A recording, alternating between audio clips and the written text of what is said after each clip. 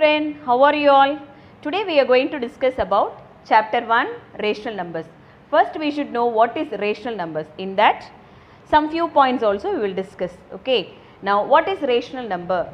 A number which is of the form p by q, which means q not equal to 0. This form of any number is called as rational number. It may be a negative or else a positive. Give me a positive rational number. For example, 2 by 3 is a positive rational number. For a negative rational number, that is minus 7 by 5 is a negative rational number. So like positive as well as negative, it includes the rational number. Any number of the form p by q, q not equal to 0, the denominator should not be equal to 0. So this number is of the form rational number. So now we discussed what is a rational number. A rational number is of the form p by q and q not equal to 0. It includes both negative as well as the positive fraction. Already we learnt in 7th standard the same thing only. In the name of fraction we learnt there. This is positive fraction, that is 2 by 3, and this is negative fraction. Now positive fraction as well as negative fraction together is called as a rational number. We will discuss some few points in this rational numbers. First of all, I have taken the properties. There are 4 properties in this rational number. Let us discuss about the properties now. The very first property is closure property. That means any rational number, if you add or else if you subtract, the answer will be in the rational number. That property is called as closure property. Now second property is commutative. I will give you example here. The third property is associative. And the very last one, fourth property is distributive property.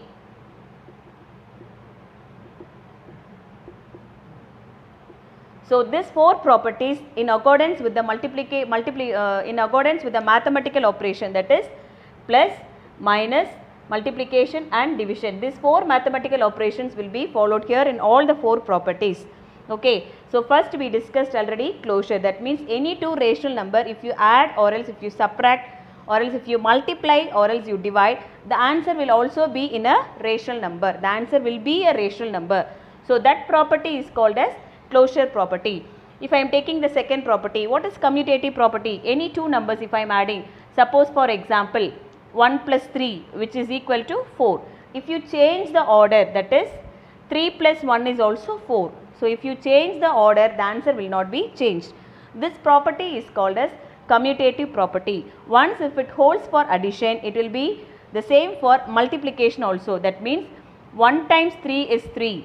So if you change the order, that is 3 times 1 is also 3. Now commutative property we discussed. Then associative property, the same thing if you take for 3 numbers together, that is called as associative property. For example, 1 plus 3 plus 4. Suppose if I am giving the bracket like this, then this side 1 plus 3 plus 4. This property is called as associative property. We will prove now. 1 plus 3 is 4. Now this 4 will come down. Now whatever inside the bracket we have to do that operation first, that is 3 plus 4 is 7. Now this is left hand side and this is right hand side. This is left hand side and this is right hand side. Now 4 plus 4 is 8. This side also 1 plus 7 is 8. So this property is called as associative property and this one is called as commutative property. This associative property, when once it is correct for addition, then it will hold for multiplication also. The very last one is distributive property, that we will, while doing the sum, we will go the distributive property very clear. The next point is identity. What does this identity means? If any number, addition of any number gives the value, if it gives the value 0, that 0 is called as the additive identity. Okay. So now first we will discuss identity, then we will go for inverse. If any 2 numbers, addition of any 2 number, the value is 0. For example, 2 by 3, this is plus 2 by 3. If one number, if you add with this plus 2 by 3, the answer if it comes 0, that is minus 2 by 3, that is equal to 0. Then the 0 is called as the additive identity and this minus 2 by 3 is called as the additive inverse. 0 is called as the additive identity and this minus 2 by 3 is called as the additive inverse. Now 2 by 3 multiply 3 by 2, that is equal to 1. So this 3 and this 3 will get cancelled, and this 2 and this 2 will get cancelled. The answer is 1. That means if any two number, multiplication of any two number gives the value 1, this 1 is called as the multiplicative identity. Since here it is multiplication, this is called as multiplicative identity. And this number 2 by 3, the multiplicative inverse is 3 by 2, the reciprocal of that.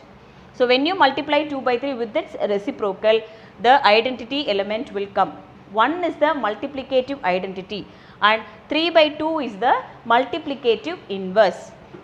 Now the numbers between, so there are so many uncountable numbers between given any two rational number that we can't able to calculate those numbers, that is infinity numbers are there. Okay. Then the reciprocal, now minus 1 1 by 7, this is in the form of mixed fraction.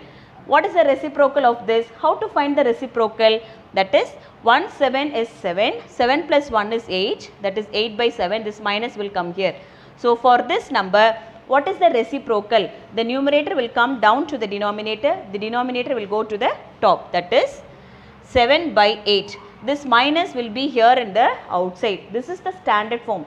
Whether the minus will be for numerator or else for denominator, that minus will come separate like this. So this is called as the standard form, and this is called as the negative rational number. Thank you, children.